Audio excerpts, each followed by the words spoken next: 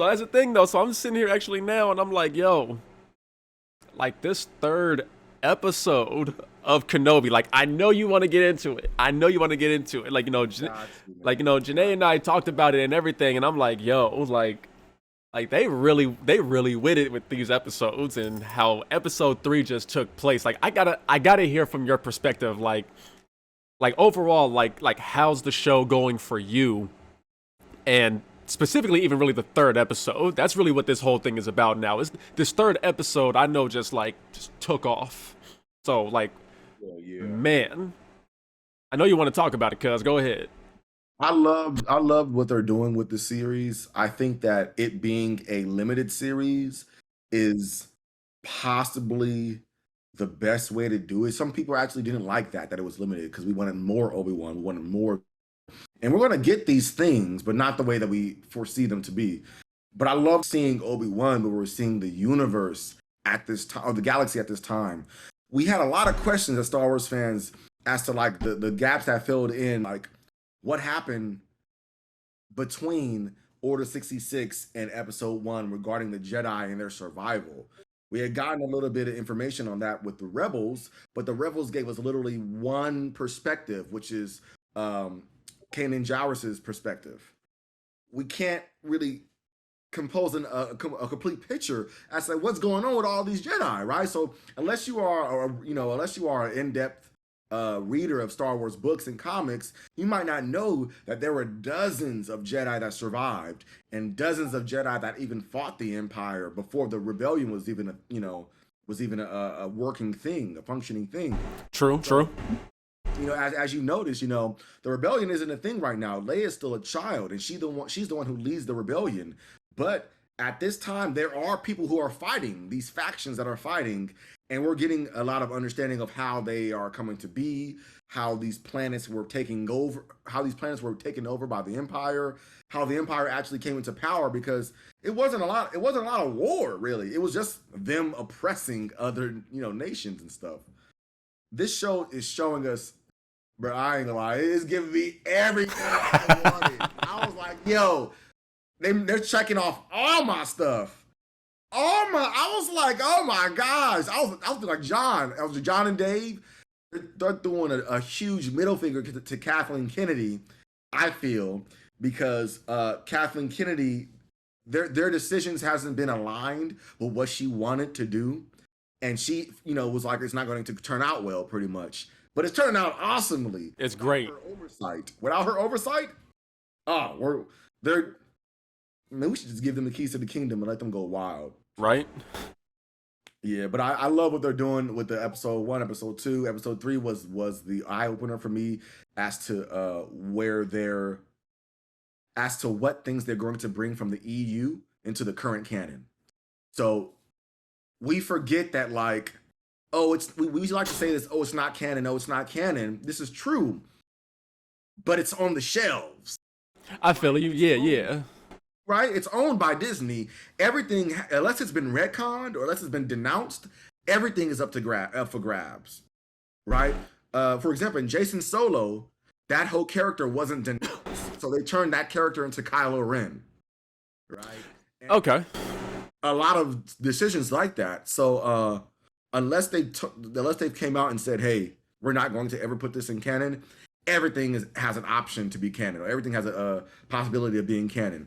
And that is how I felt about Quillen Voss and a lot of these other Jedi that came to light. So, as you know, because I'm a real nerd, like I know the language. Like for real, for real. That's why we needed you here. Yeah, I know Galactic Standard. I know Arbesh, and it's like there is names on that wall that alluded to characters who were in the EU that was a part of Luke's Jedi Order. Ah. On that wall. So okay, if you notice, because in the scene where you have that child and the mother being, trying to get passage, right? Trying to pay for passage, right? That little kid is important. And no one knows that, right? So that little kid actually plays a character called Corran Hoth. Okay. And that character is a Jedi who is in Luke's order. So that Jedi, that before he even becomes a Jedi, he's a Rogue One Squadron.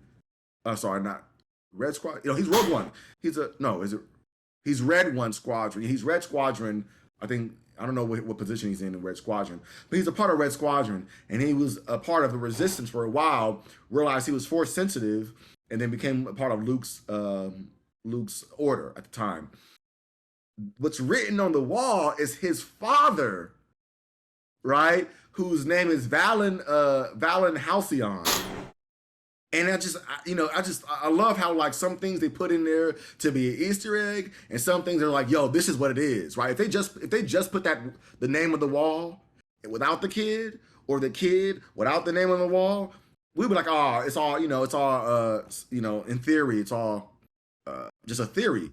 But they literally did that. So it's like they're doing that to show us that there are other Jedi that have survived. There are other Jedi that are being ferried to this place. And, there are other Jedi that survived other than the Skywalker bloodline. And this is supposed to be a Jedi that actually had a child then. Yeah, so like This is after the purge, most likely then, right? Okay, that makes sense now. So it's more. It wasn't common for Jedi to have children, but it did happen under special circumstances. Most of those circumstances was due to the fact that the purge just happened, or it had just occurred, and they're having children afterwards. But there are a handful of Jedi who actually had children during.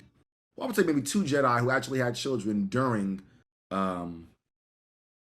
the Clone Wars, right? One of those Jedi is Ki-Adi-Mundi. I remember hearing about him, yeah. And actually, it wasn't not necessarily his religion. Due to his culture, the rate of women to men was 1 boy to every like 12 girls, right? Oh wow. And yeah, so like it was like his duty to have more children, to have boys, to repopulate their planet, I guess. So the Jedi Order allowed that to happen, but there was under special circumstances like that. But there were many Jedi who survived the purge, who gathered together, or who just survived in hiding, or survived in plain sight, really. And one of those Jedi is, my favorite Jedi. I gotta say it out loud. My favorite Jedi, Quinlan Vos. Okay. So we actually got, verified canon proof that Quinlan Vos has survived Order 66 and currently is operating in the galaxy. Right, because I know in the expanded universe, which is basically the books that are no longer canon, in the books we knew that he was still alive, because at one point he was. What was it? Wasn't he dating Asajj Ventress at one point after the purge? At one point he dated Asajj Ventress. At another point he dated and had a child with another woman. I like to say this because most people don't really know that there was other stuff going on besides the Skywalker story. Obviously, in the time of the Clone Wars, there was a lot of stuff going on in layers. If you can understand how many things had to happen to play into Palpatine's plan, you can understand the layers of things that was going on in right at the time of that universe. And one of those things is Quinlan Vos being a pivotal role in the information given to the Jedi from the opponent's side. So Quinlan Vos actually was the first known to record Jedi double agent and Jedi spy.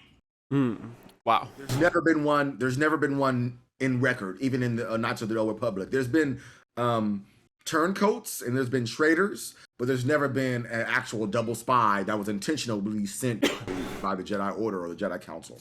And this actually makes a lot of Jedi wary of the Jedi Council at this moment, because they're like, hey, we're giving up some of our values to have a spy and do sneaky stuff, because that's against the Jedi code, being sneaky, being lying, doing bad stuff to prove that you're a good guy to get more information. That's not a part of the Jedi way, but that's what they wanted Quinlan to do.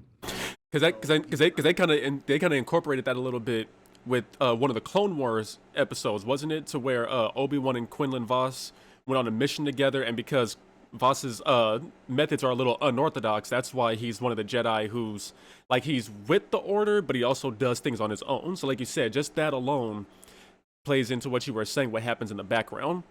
So then, what that actually brings me to my other question.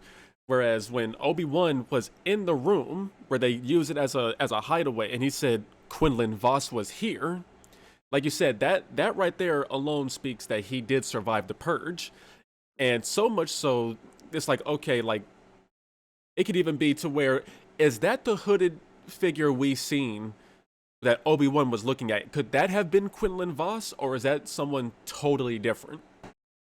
The hooded figure that he's seen in the plains of the mine. Yeah. No, that was for sure Anakin. I seen up close. That was what Anakin would have looked like without being scarred. That's the Ah. last vision. That's the last um, image of what Anakin looks like to Obi-Wan, right? So when he's told that Anakin is alive, he's having these visions of fear in embodiment of Anakin, right? So that I think that's what the case is. But I do, to your point though, I do believe that Jabim, which is a whole nother Easter egg in itself, the planet Jabim, I believe, is like, the safe haven for Jedi. Right. I believe that's, this is an underground railroad of interconnected systems, right? And it's all leads to somewhere. And we notice that they're like, hey, we have to get him to Jabim. The next destination is Jabim, right? And then you hear that the kid and his mother at the beginning of the story was getting safe passage to Jabim. And then you hear that Quinlan Voss has been ferrying Jedi to this place. So in my mind, I'm thinking like, okay, this is the safe haven of all the surviving Jedi that decided to like find other Jedi. There's there's stories where it's like, hey, I survived, I'm just gonna survive. But then there are other stories where it's like, I survived, I want to find others, and those are the ones who I believe have gathered at this place. Right. And I believe Dylan Voss being one of the Jedi who's never stopped operating. Right, Obi-Wan had to stop because if he would have continued to operate, Vader would have found him. I feel just Vader would have found him if he continued to have his full connection to the Force. Vader would have reached out and found him and found his son and daughter, and it would have been curtain. But I think that having these people like Quinlan Voss continue to operate, continue to ferry these Jedi to this sacred place, I think it's a true testament of like, resiliency in the true spirit of a Jedi. So then, this is gonna actually go back a little bit into episode 2 with I can't think of the character's name, but Camille Nanjiani's character, where he pretends to be a Jedi, and with that child trying to find safe passage to Jabum, when Riva, like, looked into his mind to see where Obi-Wan was, could it be possible that she also seen Jabum? To where in the future it could be, in a sense, like another purge of the Jedi, since that's where they're all going. Is that possible? I doubt it because at the time of Riva looking at Camille's character, Obi-Wan never knew about Jabba, right? So Obi-Wan only found out about Jabba in episode 3 when he met up with that I guess you would call her kind of like the Harriet Tubman, Yeah. whatever. But when after he met up with her is when she told him, "We're going to Jabba. That's where the safe haven is, pretty much." So I think he actually able to be compromised at that moment. But I do believe that this underground railroad has been known to the Inquisitors. It's on their radar. They just haven't been able to find it. It's kind of like finding the rebellion. You can never really find the rebellion unless you isolate it, and then like the one thing the rebellion did well is change. Right, the rebellion changed so well to where if they found out a route or found out a base or whatever, they reacted fast and it was like boom, they were never there. So I think that's kind of like how they've been operating with this underground railroad, and I think the Inquisitors are going to try to look for it and use Leia as bait to find it. They're probably going to use her as some leverage to where it's like, hey, give us Obi-Wan or give us the location of your sacred place. or whatever the case may be, and it's going to have to be a sacrifice.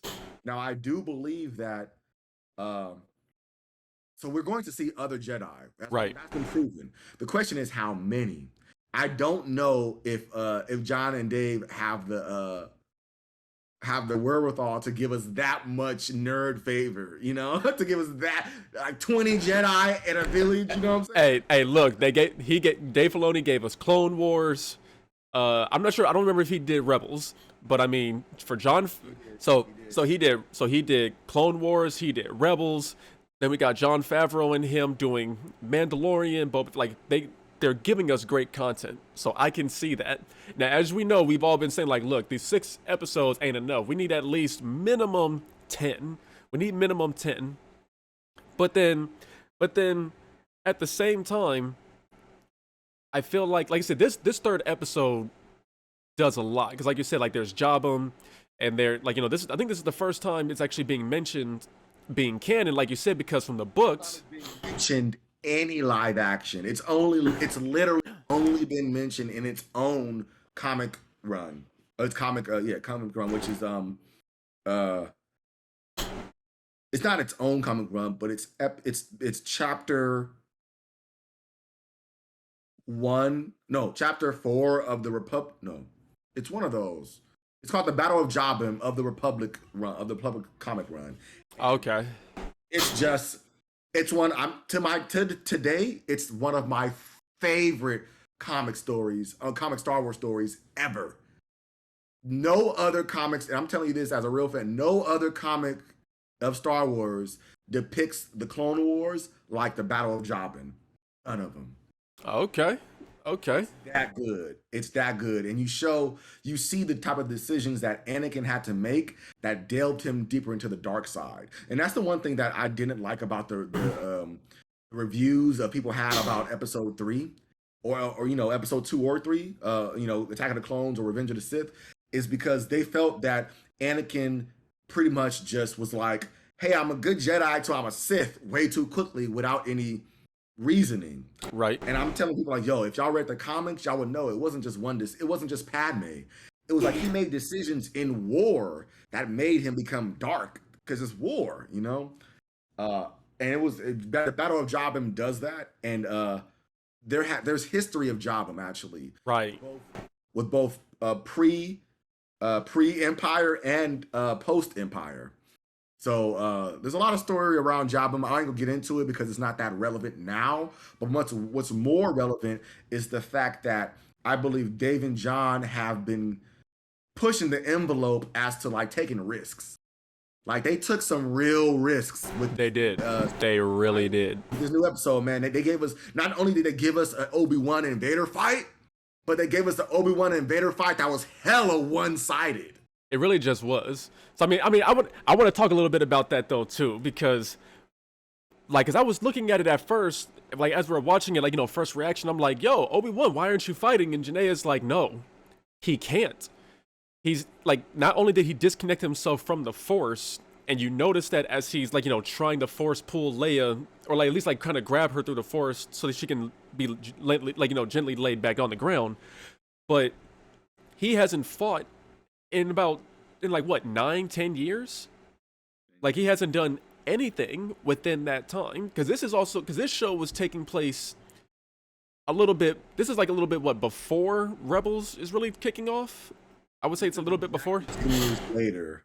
So yeah, this is around Rebels, because Rebels happens 10 years I think after the 10 years after. So they're kind of happening maybe like simultaneously in some instances. So that's what I was. So then even DJ was watching me. He's like, nah, he can't fight because he's gonna get his butt kicked. He's not, like, this isn't the same Obi-Wan that we know. This isn't even the same Vader. Not even so much as Anakin. It's not even so much the same Vader. There's so much hate with this now.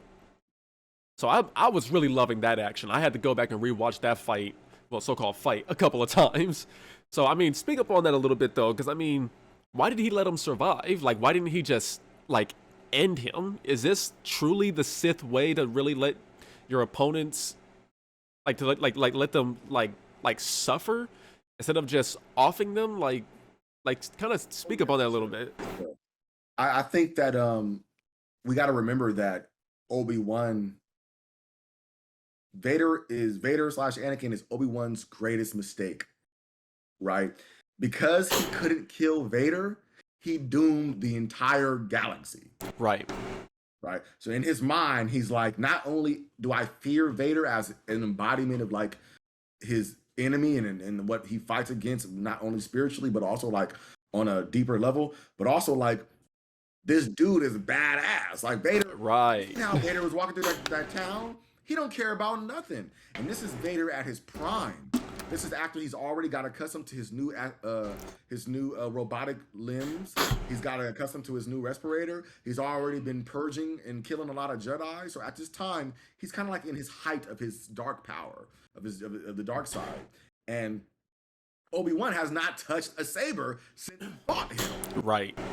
Right. So that plays into a part, but even deeper, like you mentioned, Janae mentioning, even deeper is that he cut himself off from the Force for 10 years. Yeah, I think the last time we seen something like that was the character up in what was it, Fallen Order, with the Jedi that Cal Kestis met up with, and she cut herself off because of what she did to her Padawan. That was like really the only other time we seen like, you know, a Jedi cutting themselves off from the Force. So to have that even be more canon, like, you know, cinema wise, it's like, yo, like that actually really means something though. That truly means something. It gives you a better understanding on how the Force works. Right. It I hate to sound corny, how it does intertangle with everything. So like he cut himself off from the Force so that Vader wouldn't find him, so that Vader wouldn't find Luke, right? And once he had forced himself to use the Force again by saving Leia, if you notice, that next scene, or I guess the end of the scene, is when Vader like opens his eyes and he's like waking up, like he felt Obi-Wan in the Force. Right. Right. And that's one way that Jedi could protect themselves from other Force wielders, is if you have a connection, for example, and Obi-Wan and Anakin have such a close connection. If Obi-Wan just used the Force, other Force wielders probably wouldn't have noticed across the galaxy, but Anakin would have noticed because Anakin is familiar with his like, Force connection. If that makes Right. sense. So I loved how not only was Anakin playing with his food, but Anakin wanted to give Obi-Wan suffering. Like we forget. There's one I literally like there's one comic, the only comic I found really, that shows why Darth Vader was so strong in the dark side. Because we know that strength comes from pain, comes from hurt, fear, these things, right? And you figure, okay, well, Darth Vader is Darth Vader. What does he have to fear? Padme is gone. What does he has to, fear of losing? Where's their pain and all these things, right? But the reason why Darth Vader is so strong is because he hates, right? And you think, what does he hate more than anything? People think, oh, he hates Obi-Wan, but nah. The thing that he hates more than anything is himself. Right. And he hates Obi-Wan for not killing him and for not saving him, one. And if he couldn't save him, he should have killed him. So not only did Obi-Wan not save Anakin, he didn't have the respect to kill him. And he allowed Anakin to live in this ongoing life of pain and of darkness. Whereas he could have set his spirit free, and possibly he could have even at the time been a Force ghost. Who knows? He could have been a light side even at the time, because he did some dark shit, but he didn't do as much dark shit as he was about to be as Vader. You know? that's deep, because the darkest we've actually got to see Vader was the younglings. You know, I hate to say it, but I mean that's the darkest that we've seen was the younglings. So I mean, darker, which is cold. Really, he's been darker than that. He's been darker than that. And you think, how can he get darker? They're killing little like kids, like 5-year-old kids, right? Little younglings. It gets darker than that, bro. It's dark. It's darker than that. Like there was like at least like a cool like 6-7 younglings up in there, and he really darker than that. Like there's a time where he helps this one dude. It's like a kid, like a teenage kid, right? And he helps us. He's crash landed on this planet. He pretty much mobs this whole army of people, and this like repair guy, he's like a he's like a repair whatever engineer, and he helps this guy, and he pretty much goes through this journey with this guy. And at the end, he kills the guy after like after kind of almost promising him like freedom, pretty much. Like, I'm not gonna kill you, I'm not gonna kill you. I'm Vader, don't be afraid of it, and kills him anyway. Right? I'm not saying that's darker, but I'm saying that's just a taste of like his everyday. Because he truly is Sith now. Because even when he was in the, what was it, in the, maybe like, what was it, like a bantha tank? Like even when he's in that and he opens his eyes, you can see the Sith color red. Like, you see that. So that was pretty deep for them to really even do that. And and going back to the whole Force connection thing, I noticed this. When he said, they know what they're doing, Leia. And he said, Leia, I thought her name was Luma. And he said, but the way how he did it though, he's like, I'm sorry, that was her mother's name. Like, told you it hasn't been easy, but when I look at her, it reminds me of her mother because she looks so much like her. And then they get off the vehicle, and then Leia looks at him and she's like, you knew my real mother. Like, you knew her. I don't think it was so much as so that it's like, okay, I could see your facial expression and how much you truly meant that. I think she truly like felt it within the Force on how deep he really meant that. And I mean, we kind of got a little glimpse of that when she was at, what was it, like at the party, and she's talking to her cousin who was just being like, straight up like, bruh, I will mop the floor with you myself.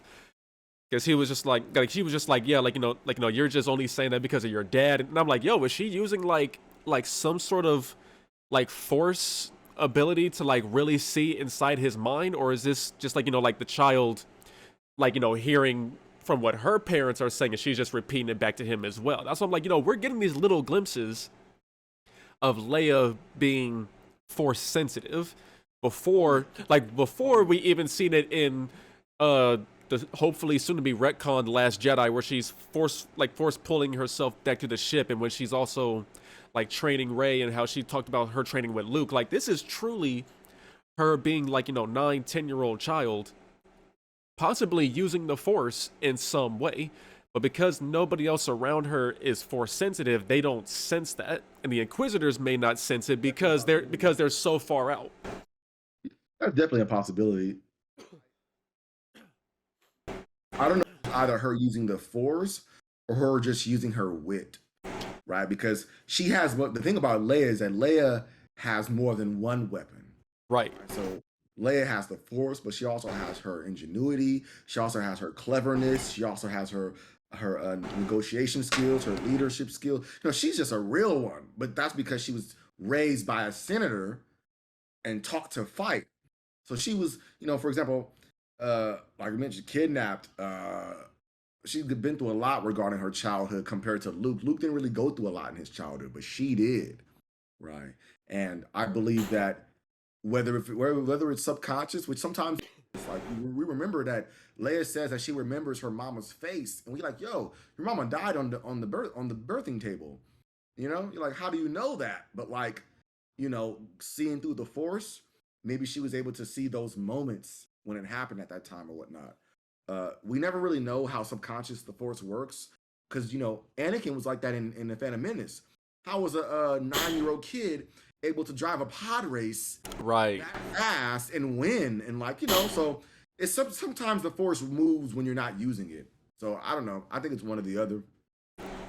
I do know that like, it could be manipulated. So like if someone's searching for you, like if Vader knew to search for his children, he would have found them. Right. But he was so in despair.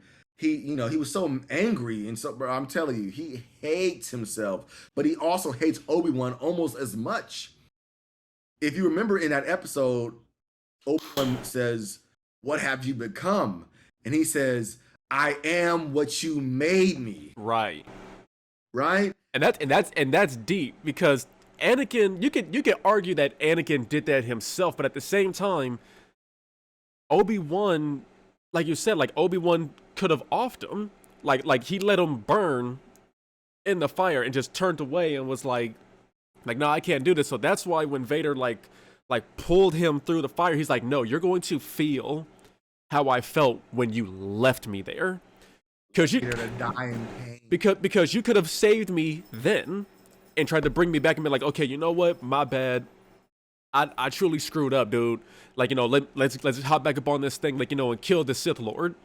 Or you could have just offed me right then and there, and like Sidious would have had to find a whole nother apprentice, because what, like, because Order 66 took place in like what, the span of 24 hours, like from the moment he said it up until the end, like imagine like the quick turnaround from like, yeah, you're my new apprentice. Oh damn, like you already dead now. Now I gotta figure out a whole nother plan. Like, think about that for a second. So like you said, him saying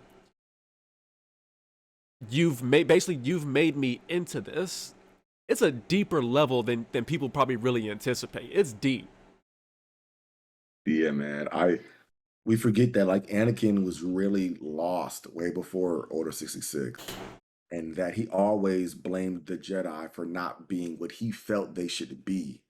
Especially since you have, you know, Emperor Palpatine at the time.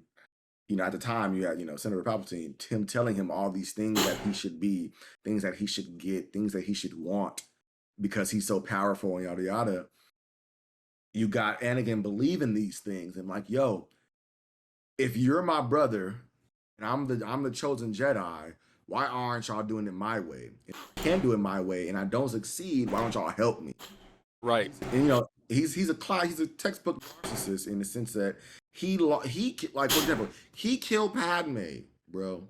He killed Padme, obviously, and yet he still blames Obi-Wan for even allowing Padme to get there in a sense, right? And then he blames Obi-Wan for not killing him and not helping him. But it's like, bro, you veered down the dark path, Right. on the dark side, when he obviously wanted to help you. Yes, Obi-Wan was more than a brother to him. Obi-Wan was his teacher, his dad, his everything. Like, bro, that was his whole family. That was family. That was family. But like, this is how I feel. I feel Anakin thought this way. I feel Anakin felt this way. Anakin's like, the Jedi Order that raised me never felt like home because the things that they preached was against what I already know as a person. He was already 9 when they indoctrinated him into the Jedi Order. By that time, when you're 9, bro, you already experienced life, death. He was a slave, so you experienced slavery, poor, starvation. You understand how the world works in a sense if you've been in the gutter like that at 9 years old. So when you go to the Jedi Order and you see how these people who have all this power, who have all this influence, chooses not to use it, and like they never ended slavery, for example. The Jedi easily done that around the galaxy, and they didn't. And you have Anakin, seeing this firsthand, but also being uplifted by them saying, like, yo, we need you. You're the Jedi savior. You're the chosen one. And then him doing what he thinks is right, which is, fighting in a war, right? They asked him to fight in a war, and he's fighting in the war. But the way he fights in the war, they don't want him to fight that way. And he's like, so he's every twist and turn, he's not aligning with the Jedi, the Jedi way. And then right when he found that there's another way to still achieve what he wanted, right, which is to keep his family, keep his dream alive, but not walk the Jedi path, the Sith way, he was instantly, like, it was not a choice for him, bro. He instantly was like, oh yeah. Like, let's do it. Now his honor and his respect made him tell the council that Palpatine was the Sith Lord, but he could have obviously ended him like he ended Count Dooku. He could have obviously brought him to the council. He didn't do any of those things because he felt like there was a chance where Palpatine would survive this and he can teach Anakin how to save Padme. But with all that being said, and done, he believes that the Jedi Order owed him to save him, right, from the dark. He believed that, if y'all are as good as y'all see y'all are, that y'all should save me from this darkness. Right. Save me from wanting to be more powerful. From right. Wanting these things. Like everyone else, like every other Jedi does, right? Y'all should help me with that. As well as when he turned to the dark side, right? A part of him didn't want to live no more. A part of him wanted to die, and he knows that. But Obi-Wan didn't have the strength to end it. And that's why he was like, he said, "I hate you."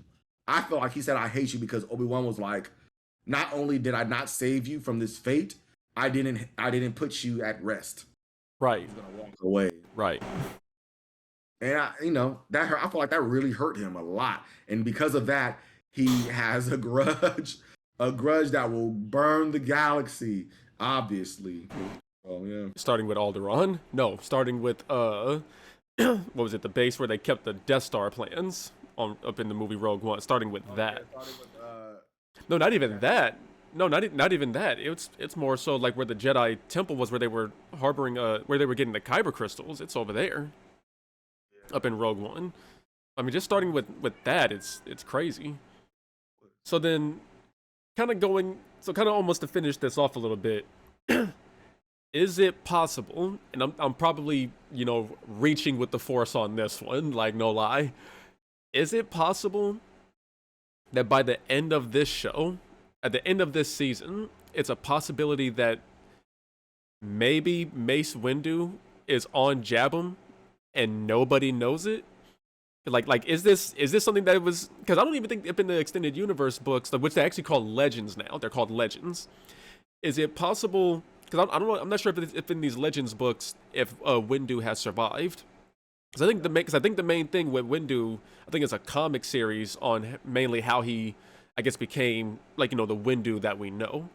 But other than that, there's really nothing else. So they could totally do a whole nother series of this. And I'm like, look, it's possible. Like for me personally, I think Mace Windu could be on Jabum, and he's probably the one that's like, hey, I've made it here. Get the word out. Bring the other Jedi here. Like, do you think that's possible? I definitely do. And for Lucasfilm, it wouldn't even be a retcon because it's never been confirmed. Right. Like, all we ever know is that he was force lightninged off of the platform, off of the room, and that's all. It's never been confirmed that he died or that he survived. There's been literally no other word from him in any book or in any comic from canon to Legends. And that's just the truth. So with that being said, he can definitely be alive. Now, the only reason why some would say he isn't is because the type of character Mace Windu would have never sat sidelines during any of this conflict in the original trilogy or the sequels, right? Okay. Especially knowing that Darth Sidious is alive, he would have never let that shit slide. But with that being said, it could have been that he survived that purge, but like died later. Yeah, I can see that. I totally see a plot in the story where Jabum is compromised and you got to get the younglings out again. And this time you got to save all of the younglings, but there's going to be a sacrifice. I totally see that happening, whether with Quinlan Voss or with, Mace Windu or somebody, right? At this time, obviously Luke is a child. So the only ones who would be old enough are the ones who have been shown as canon to be adults who survived the purge. So that's Quinlan Voss, who survived the purge. Like I mentioned, that was Valen Halcyon and a few other people who was on that wall. I think Cal Kestis could be probably considered that as well, because I think the game was a Padawan at the time. So he wasn't. That's right, because he wasn't a youngling Padawan. He was an actual like Padawan at the moment. Like he was a youngling Padawan at the time. If he continued his Jedi training at this time, he would be a Padawan. Okay. So at this time, at this time, mentioning the time of the Fallen Order game, I believe is 5 or so years after the Purge, and at that time he was a youngling who was you still have the youngling in the tail and everything, but most younglings didn't like fight back at all. Most younglings were just scared. They were afraid. They just wanted to run. Right, whereas the Jedi Masters or the Jedi Knights that survived the Order fought back, or gathered together sometime, and then some of them were like lonesome. But most Jedi Padawans who survived, they either ran or turned to the dark side real quick. Like you have to understand that every Inquisitor was a Jedi Knight, right? So every single Inquisitor, Every Inquisitor? I thought some Inquisitors were also mainly just Force sensitive, and they've had them be dark side. So they were actually at some point Jedi's themselves, or at least Padawans. every single Inquisitor that is currently canon right now was a Jedi Knight. And if they weren't a Jedi Knight, they were a Jedi Sentinel, which the Grand Inquisitor was. Right. Jedi Sentinel. Right, because the Grand Inquisitor was there for Ahsoka's trial, and I know Reva. I truly believe she was the youngling in the beginning of Episode 1, the black girl, because there was because there were some people that was like, yeah, I wonder if she's one of those kids. I'm like, what do you mean one of those kids? She's the only black girl there. Right? I mean, think of it like this, bro. Think of it like this. Why wouldn't you join the dark side, right? You're a 5-year-old kid. Let's say you're 5, 10, 15. Let's say you're anything from adolescence, right? Right. You're a kid taken from your family with the idea that, like, yo, you're special. We're gonna keep you safe, keep you fed, give you everything that you need, train you, and you're going to be one of the most powerful people in the galaxy to help other people, right? And they tell the families, like, yo, we're gonna protect your kid, and whatever. All that for them to, like, and then some of the Padawans, like some of the masters, never came back for the Padawans because they died, right? Right. So, like, they couldn't go back for the Padawans, and now the Padawans are captured and tortured. So, like, in the Padawan's mind, they're like, yo, the Jedi did this to me, right? They took me from my warm bed with my family. I didn't have to be here. They told me I was going to be safe. I wasn't safe. I got caught when I was a kid. They couldn't even protect me. They couldn't even get me out, right? So in their mind, they really hate the Jedi. So what to do something, when you hate something, you have the ability to kill it, right? So you're now like, oh, I want to kill Jedi because they did this to me. Right. Is it like that? That out is the Empire, right? You can't leave. You're a Force sensitive. They ain't about to let you go, right? So now you're there, and you're like, I can't leave. So you just dive into the dark side with all your hate, and you dive into your money. I mean, not your money, but what makes you money, what makes you power, which is killing all these Jedi.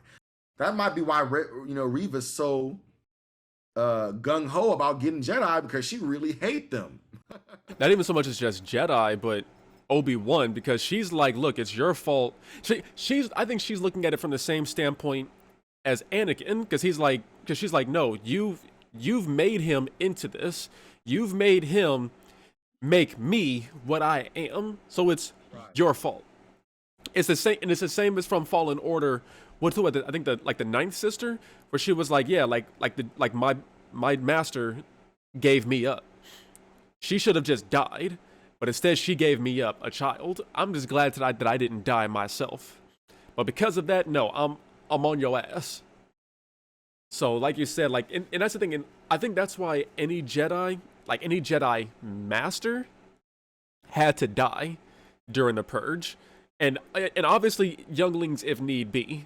But there were some younglings where it was like, okay, no, we're going to use you. And I think the Inquisitors, correct me if I'm wrong, but the Inquisitors was Vader's idea, because that's why, like, if you look at Reva's outfit, it resembles Vader. When you look at the ship, it resembles Mustafar, which is where Vader is at. Vader squad. Vader personally manages that.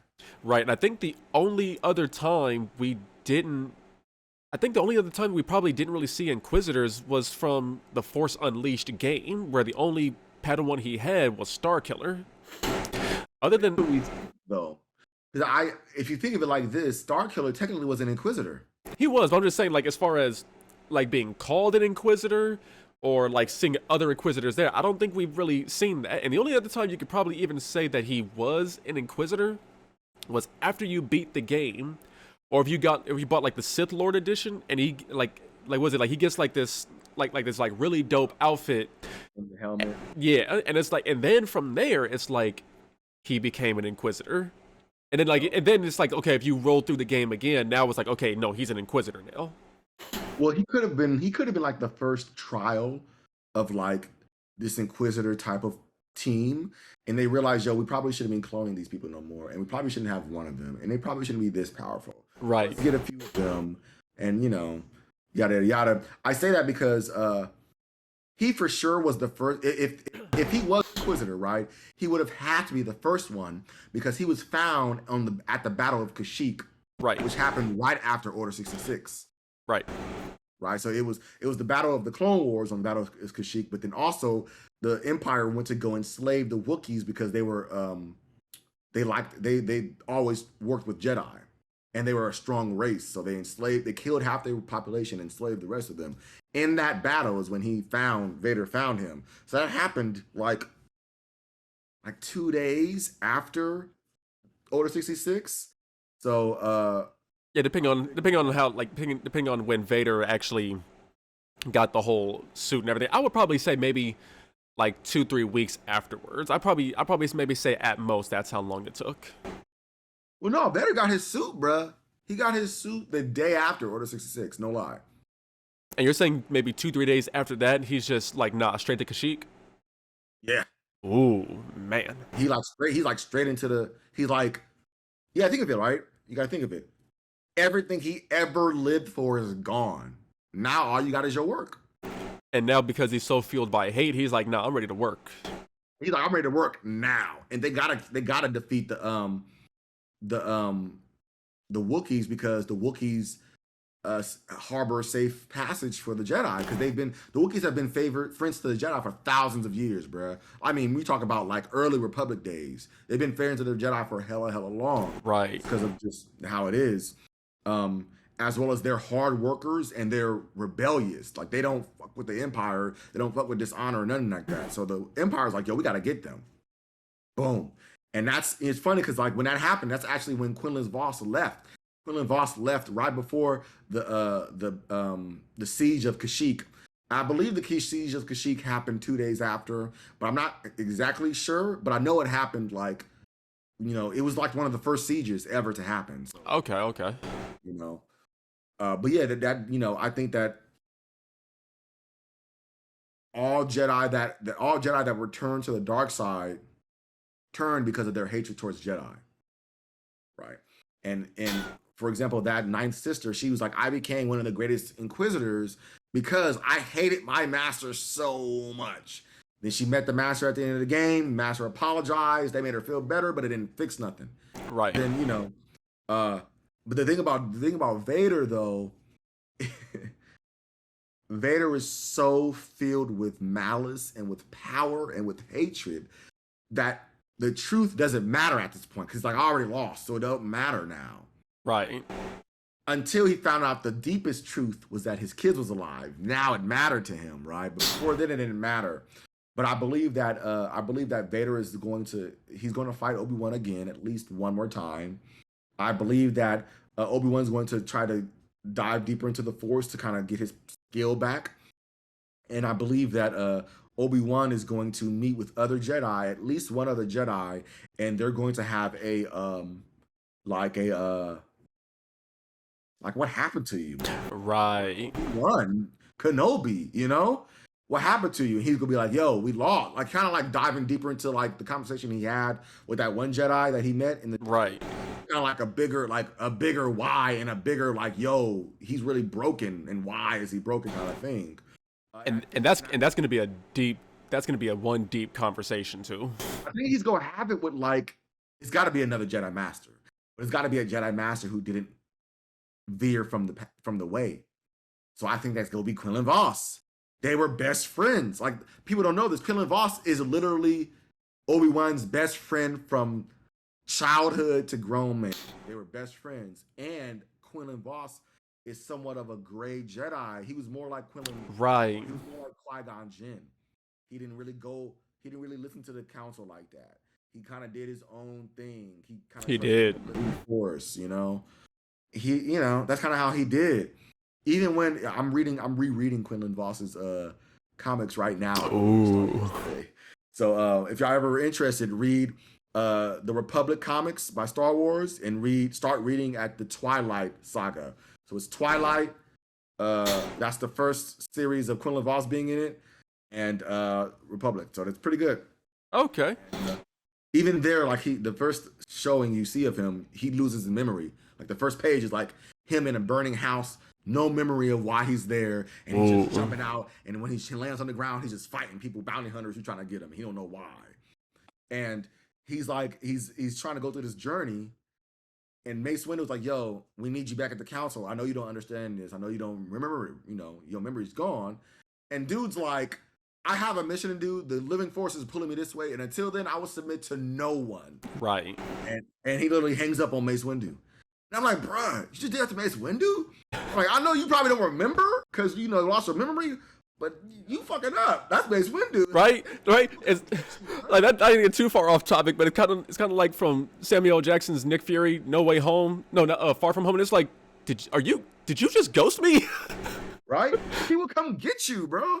Like, so that's just a testament as to the character that Quinlan Vos has been. Even him having the firstborn. Oh, no, it was 8 months after. His child was the third child ever born from a Jedi after the Purge. So you have Leia and Luke, right? It was born like the day after the Purge because of all that. Right. Day of the Purge. And then 8 months later, Quinlan Vos's baby is born. And that's not with Asajj Ventress. That's with Not with Asajj Ventress. No, that's with another lady, and he names his son Corto Vos. And it's like, I feel like that's all canon now, right? Because his story. Okay, so since they were like Quinlan Vos is now canon, by definition, his story is canon until they say otherwise, until they alter it or whatever. So by definition, he had a kid. He survived the Purge. Him and his master Thom, and Thom's girlfriend Tira. It's a whole thing, bruh. But if they do this, that means that they're going to bring in two stories that it means a lot to both. I'm gonna say this, bruh. Do the way I'm thinking. They're going to bring in Jedi that's going to make a presence in not only now, but also in the time of Luke's great-great-grandkids. Ooh. So there's a Jedi who escapes with Quinlan Vos. So Quinlan Vos escapes. He meets up with his master, who he told his master to promise to keep his wife or his girl safe, who's pregnant with his child. And he meets with his master Thom or whatever. And Thom has a love interest with another Jedi master named Tira. And Tira is I don't know what you call her species, but they're pretty much like tree people, like Groots. Okay.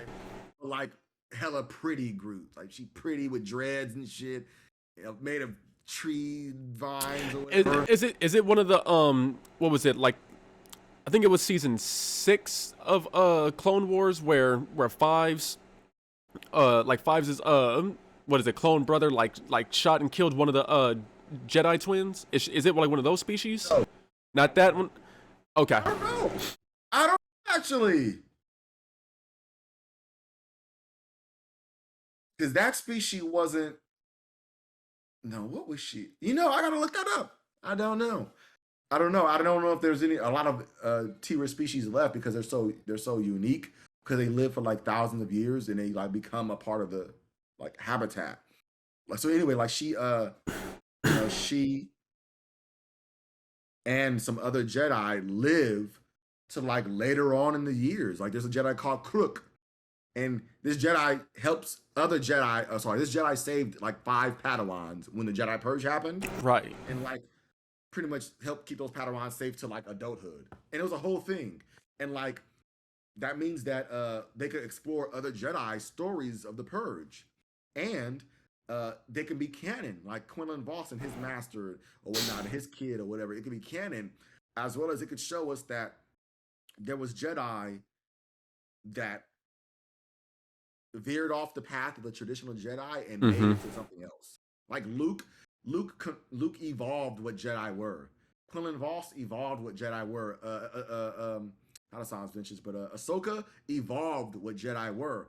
You're getting this whole spectrum of what a Jedi is, which is what we never knew before. We always thought Jedi is polarized, right? It's like you're good or bad, right? Right, and they never wanted to talk about you could be in the middle.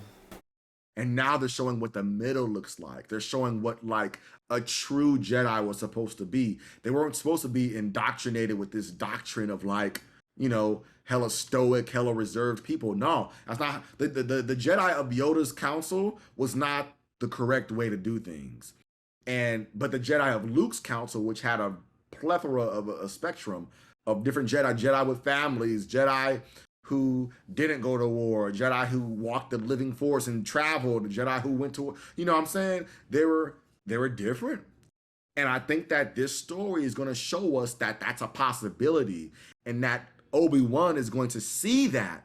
And Obi-Wan's going to want Luke to do that. Obi-Wan's going to know, like, yo, we were wrong, actually. Right. There's other types of ways to be a Jedi, and these ways are better. So Luke has to make sure that the Jedi Order becomes better than what we were. And I think that's what his goal is. Okay, so to kind of end it off, then I'm gonna ask you this: we only got 3 more episodes left. It sucks. It sucks. We only got 3 more episodes. So, with that being said, that's the thing. Do we know if this is gonna be a season 2 or if this is just like one and done?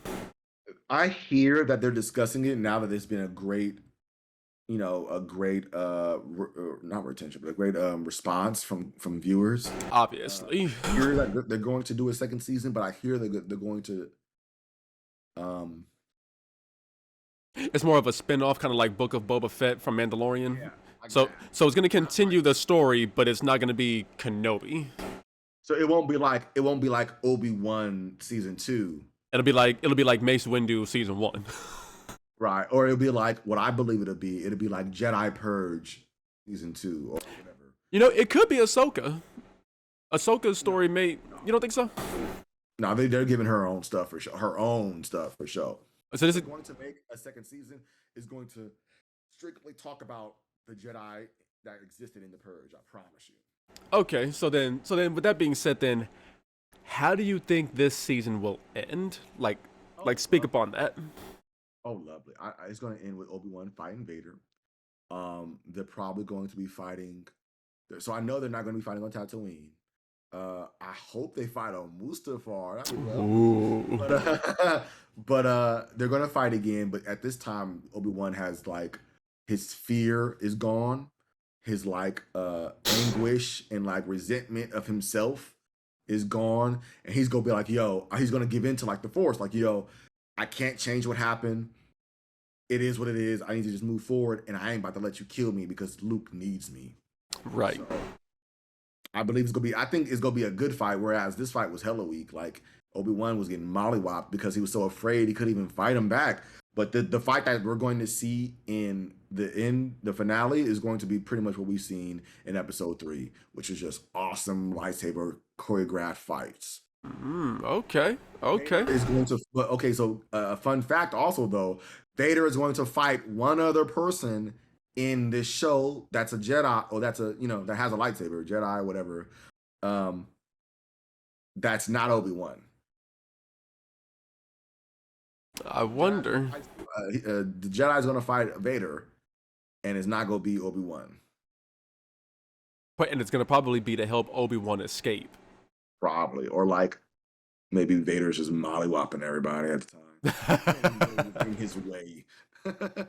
Okay. Man. I think that'd be a great ending. I think that's what the viewers want. We want to see more Vader, seeing as though we're not going to get a lot of opportunity for more Vader content because we're kind of steering away from that story, from the Skywalker story, So I think since we're going to steer away from it, and since this might be the last series we ever see Vader in. Ever. Might be. I doubt it, because we know how much we love Vader. You know what? I'm gonna say this. I've told you before how much I actually like Hayden Christensen playing Anakin and Vader. I told you. I'm like, yo, I don't know why everyone's tripping. I think he played a great character. So I would love to see Vader live action in his own series, like Hayden Christensen playing Vader in his own series that's dark, to where he's like, he's more so like he's still hunting Jedi and everything. Second season would be like Obi-Wan season 1, and then like Vader season 2. Boy, that'd be crazy. Like, I'm telling you that, like that's what I'm saying. Really think about that, though. The Inquisitor's there. Like, it doesn't even necessarily have to be like Vader the entire time. Give us 8 episodes. I really want 10, but give us 8 fantastic episodes of Vader and the Inquisitors hunting Jedi, hunting like like like the younglings who could be I could inquisitors. even be cool for that type of season too, because what we want to see is just Vader accepting his fate and then just going stupid with his fate, right? And what I really want to see is I want to see all the comics books I've read come to life with the Purge. Like I want to see. I've seen Vader, bruh, dog a room full of like 8 Jedi Masters, bruh. Because hold up, because at the end of the day, it's Anakin. When you really think about Anakin's fighting style, he took on Dooku twice in live action, twice. And the only reason why he didn't win the first time was because he was, let's be honest, he was a little cocky. He was a little cocky, and he did not fight a Sith Lord yet. I don't even say Count Dooku was a Sith Lord yet, but he did not fight. I would say Count Dooku was a Sith Lord only because of how powerful he was. Like not powerful in the dark side of the Sith necessarily, but like as in like he was the most skilled duelist in all the Jedi Order at that time, even more powerful than Mace Windu. True, but the reason why I can't fully say that Dooku was a true Sith is because they called him Count Dooku, not even Darth Tyrannus. They called him Count Dooku. Like when you hit, like you don't say Anakin, you're like, nah, bro, that's Vader. You better get the name right. You don't say, oh no, that's Palpatine. It's like, nah, bro, that's Sidious. Never mind, you did. Like you don't say like he did it on purpose though, because I think because he had to have the image of like I'm not an evil person. I'm a good person trying to help the separatists not be oppressed by the Republic.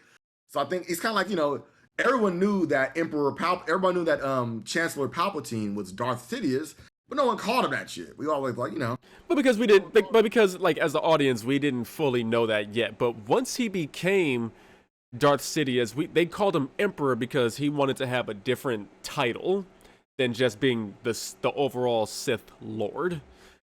And forgive me, God, for even saying the word Lord in this context, but still. I think Anakin, him killing Count Dooku proved how powerful he truly was. Right. Like, we have to remember that Count Dooku. Okay, we have to remember that Yoda couldn't beat Count Dooku. No. Right now, of course, Count Dooku, if they would have kept fighting, Yoda would have beat him. But Count Dooku, he did a cop out and ran away. Right. But Yoda still couldn't beat him in that time. Right. But a frontal battle, Anakin won, and he won, and it didn't seem like it was that hard. Like, you feel me? Right. It seemed like it was that hard. Whereas that's why I feel like the only way that Obi-Wan beat Anakin was because Anakin literally was taught by Obi-Wan. So Obi-Wan knew all his moves. Right. And Obi-Wan had the high ground.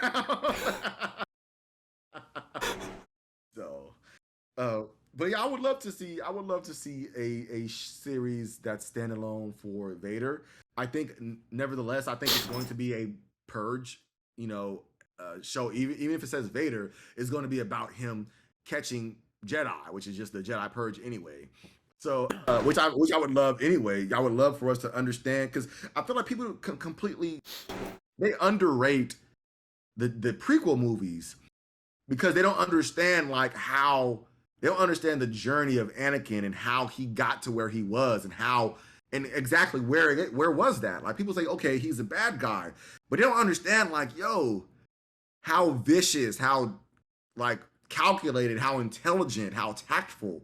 Like, this last episode showed us how vicious he could be. Right. We don't really know how tactful he could be or how intelligent. We have to remember he was the best general ever. He led his people. He had the best success rate ever in his people. Very unorthodox at times, and that's what I'm saying though. That's why I'm like and I'm gonna end it here.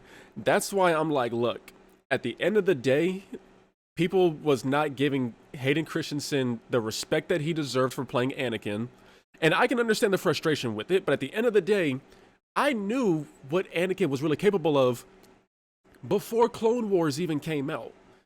Like I knew what was happening, because I'm like, look, at the end of like you said, like for him being a great general, watch Attack of the Clones again, and he's like aim right above the fuel tanks.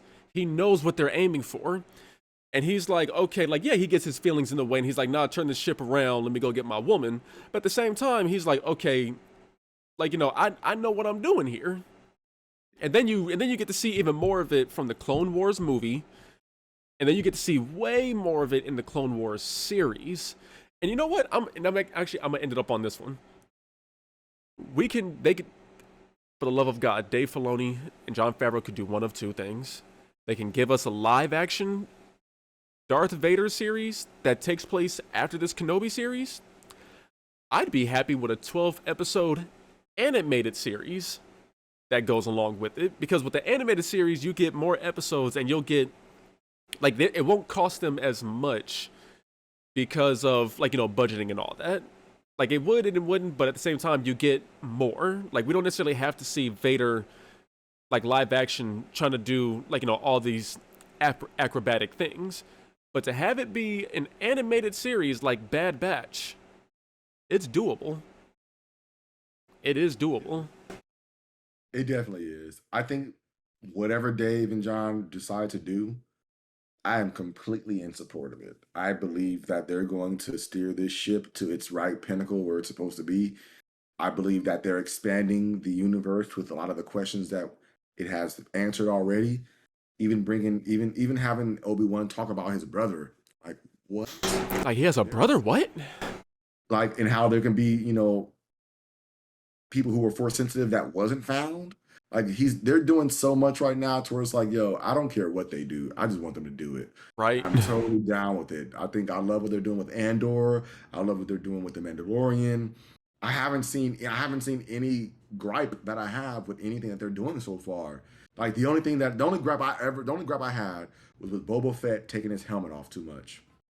Okay, yeah, I can understand that. That's like that's a gripe, but it's like the show was cool, so it's good. I think we're good, bro. I think this next episode is gonna be showing us a lot. It's either gonna show us all Jedi on Jabum or just Obi-Wan kind of like at his destination. So we're definitely glad to talk about it, and it's gonna be good. So, but hey, that's why the channel is called "Let's Talk About It." Like so good, man. That's the thing. So like, hey, like make sure you guys join the Discord, okay? Because the Discord is gonna be like fire content, especially with this dude over here adding in all the stuff that he knows. Like this, like dude, cuz straight up, you and Solo are like the main ones that are like truly blurs when it comes to this Star Wars stuff. Like you truly are. Like you guys read the comics, read the books. I'm looking at everything from a cinema standpoint. Like don't get me wrong, I'm reading some of the comics though. I'm reading the one now where Vader was like getting his lightsaber, like he went to go kill a Jedi, get the crystal. Like I'm reading that stuff. But you guys though, y'all like when you said Quinlan Vos, I'm like, okay, if I know my cousin, which like you said, we was yay high, all right. If I know you well, you done woke up the kids running up and down that hall about Quinlan Vos. Like, I know you did. I was so excited, bro. I was like, finally putting them in. You definitely got to read some of the comics. It's good stuff, bro. I'm rereading it right now, so I'll let you know. Right. So yeah, man. So like I said though, cuz thanks again for showing up. Like we gonna definitely we got to get the rest of the fam up in it though. Let's talk about it. We definitely do, man. So whenever we got another time to reconvene, we'll definitely talk about the next episodes for sure, bro. For surely. So yeah, thanks again though, cuz I'll we gonna keep it pushing, and like you said, we're gonna meet up soon though. We gotta go to Disneyland though. We gotta go get Galaxy's Edge, cuz that's the one. I know. That's the one. July. But I know it's just a small little trip for me and the fam, so it's a little small thing. Hey, like to go to like something out here. Hey, look, January for DJ's birthday. January. That's what we're doing. He don't know. We were trying to do it for the day of, but it's like, nah, that's doing too much. We'll do it the week after, like first weekend of January. So we gonna do that. Like I said, we're inviting people because it's like, look, he's turning 10. Star Wars dude, like. Nah, cuz you gotta come. Like, there's no way we should be doing this trip without y'all. Like, there's no way we really should be. we'll definitely spend some time down there. Like I want to spend a lot of days down there if we can. So yeah, I think yeah, it'll definitely be lit. Ugh. And by that time, we would have gotten, Obi-Wan would have been finished. We would have gotten Andor and Bad Batch. Oh yeah. Oh yeah, and I think a few weeks after that, I think season 3 of Mandalorian should be starting. I think they're talking about February, right? Yeah, February. Okay, okay. So then yeah, so thanks again though, cuz so like I said, everybody like, subscribe, link to the Discord in the description, and we're gonna keep it pushing, right, cuz? Let's talk about it. Push it. We'll keep pushing. Like I said, we're gonna talk about it. And then the next thing we're gonna talk about is either the next episode or we're gonna get into some Marvel content. Like, that's gonna be the one. That's gonna be one. So keep a lookout for that, guys. Keep a lookout for that. So, all right then, cuz. All right, cuz. I appreciate you having me on, man. For surely. All right then, cuz. One love. All right, peace. One.